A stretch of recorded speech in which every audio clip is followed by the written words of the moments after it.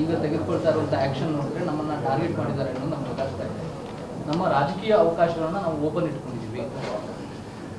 ನೋಡಿ, ಆ ವಿಚಾರದ ಬಗ್ಗೆ ಅದು ಅವರ ಅಭಿಪ್ರಾಯಗಳು, ಅವ್ರು ಏನೇನು ಹೇಳ್ಕೋಬೇಕು ಹೇಳ್ಕೊಳ್ಳಿ. ಆದರೆ ಶಿಸ್ತು ಕ್ರಮ ತಗೊಳ್ಳೋದಕ್ಕೂ ಯಾರನ್ನು ಟಾರ್ಗೆಟ್ ಮಾಡುವಂಥದ್ದಕ್ಕೂ ಏನೂ ಸಂಬಂಧ ಏನಿರೋದಿಲ್ಲ. ಪಕ್ಷದಲ್ಲಿ ಆಂತರಿಕ ಇದು ಪಕ್ಷದ ವಿಚಾರ ಮತ್ತು ಅದರಲ್ಲಿ ಪಕ್ಷದಲ್ಲಿರುವಂಥ ಮಾಹಿತಿ ಏನಿರ್ತದೆ ಆ ಮಾಹಿತಿ ಅನುಸಾರ ಅಧ್ಯಕ್ಷರು ಮತ್ತು CM ಅವರು ಆ ಕ್ರಮ ತೊಗೊಂಡಿರ್ತಾರೆ ಅಲ್ವಾ.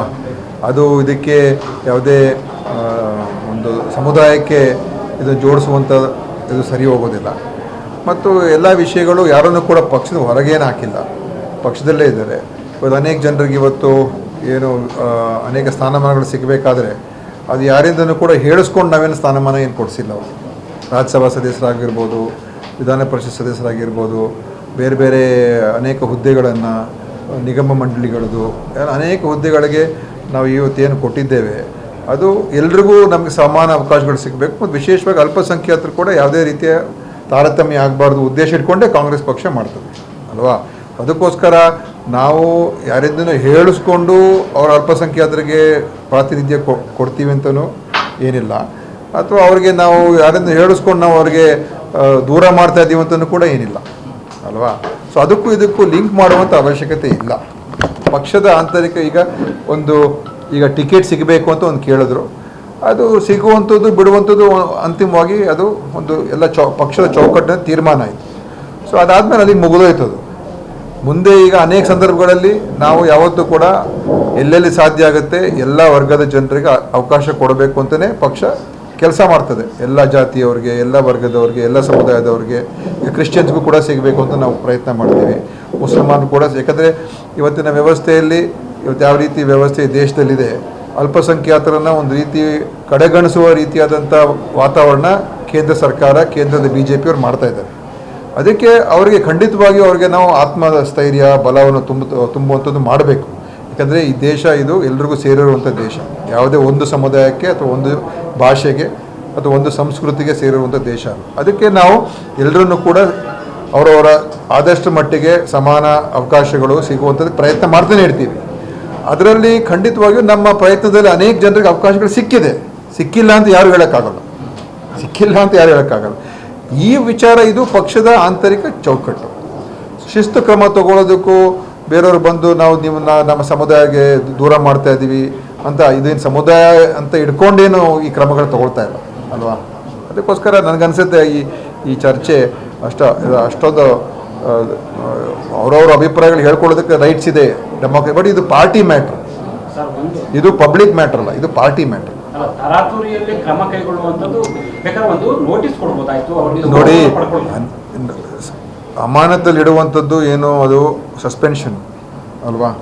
ಈಗಲೂ ಕೂಡ ವಿಧಾನ ಪರಿಷತ್ ಸದಸ್ಯರೇ ಜಬ್ಬಾರ್ ಅವರು, ಸೊ ಅವರು ಅಮಾನತಲ್ಲಿಟ್ಟಿದ್ದಾರೆ. ಇನ್ನೂ ಅವಕಾಶ ಇದೆ ಅವ್ರಿಗೆ. ಮುಂದೆ ಏನೇನು ಉತ್ತರ ಕೊಡ್ತಾರೆ, ಏನೇನು ಮತ್ತೆ ಅದರ ಬಗ್ಗೆ ವಿಚಾರಣೆ ಆಗುತ್ತೆ. ಅದು ಇನ್ನೊಂದು ನಜೀರ್ ಅಹಮದ್ ಅಂತ ಹೇಳ್ತಾರೆ.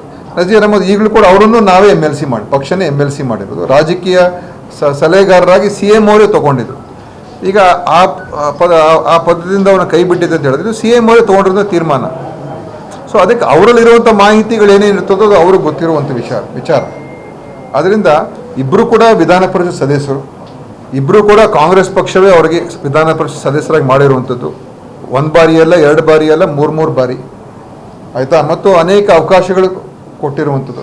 ಸೊ ಅವಕಾಶ ಕೊಟ್ಟಾಗ ನಾವು ಓಲೈಸ್ತಿದ್ದೀವಿ ಅಂತ ಸಮುದಾಯವನ್ನು ಇಲ್ಲ. ನಾವು ನಮ್ಮ ಜವಾಬ್ದಾರಿ ಅದು. ಅಥವಾ ಅವ್ರ ಮೇಲೆ ಕ್ರಮ ತಗೊಂಡಾಗ ಅವ್ರನ್ನ ನಾವು ತಿರಸ್ಕಾರ ಮಾಡ್ತಾ ಇದ್ದೀವಿ ಅಂತ ಸಮುದಾಯವನ್ನು ಅದೂ ಇಲ್ಲ. ಸೊ ಈ ರೀತಿಯಾದಂಥ ವಾದ ಮಾಡ್ಕೊಂಡು ಹೋಗುವಂಥದ್ದು ಅದು ನನ್ನ ಪ್ರಕಾರ ಸರಿಯಲ್ಲ. ಇದು ಎಲ್ಲ ಸಮಾಜದಲ್ಲೂ ಗುಂಪುಗಳಿದೆ ಅಪ್ಪ. ಯಾವ ಸಮಾಜದಲ್ಲಿ ಇವತ್ತಿಲ್ಲ? ಇವತ್ತು ವೀರಶೈವ ಸಮಾಜದಲ್ಲಿ ಗುಂಪುಗಳಿಲ್ವಾ? ಒಕ್ಕಲಿಗರ ಸಮಾಜದಲ್ಲಿ ಗುಂಪುಗಳಿಲ್ವಾ? ಅದು ರಾಜಕೀಯ ಇದ್ದಾಗ ಅವೆಲ್ಲ ಇದ್ದೇ ಇರ್ತದೆ.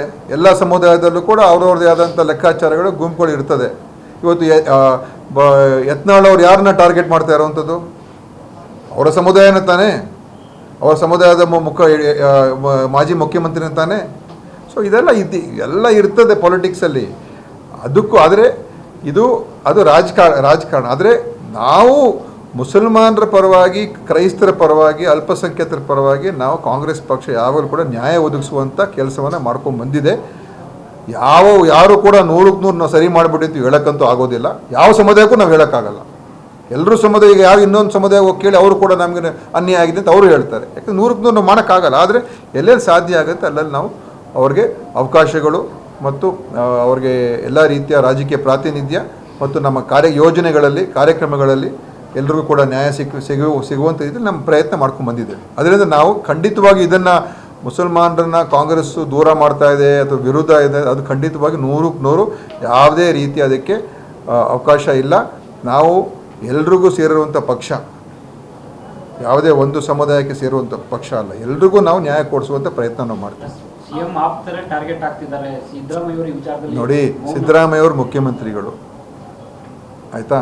ಸೊ ಇದರ ಆಪ್ತರ ಟಾರ್ಗೆಟ್ ಆಗುವಂಥ ಪ್ರಶ್ನೆ ಏನು ಬರೋದಿಲ್ಲ. CM ಅವ್ರು ಏನು ಡಿಸಿಷನ್ ತೊಗೊಳ್ತಾರೆ ಅವ್ರ ಡಿಸಿಷನ್ ತೊಗೊಳ್ತಾರೆ. ಅದಕ್ಕೋಸ್ಕರ ನಾವು CM ಅವ್ರು ಯಾವ ಡಿಸಿಷನ್ ತೊಗೊಳ್ತಾರೆ ಅದಕ್ಕೆ ನಾವು ಪ್ರಶ್ನೆ ಮಾಡುವಂಥದ್ದು ಸರಿಯಲ್ಲ. ಅದು CM ಅವ್ರ ಡಿಸಿಷನ್, ಅದು ನಾವು ಅದು ಒಪ್ಕೋಬೇಕಷ್ಟೇ.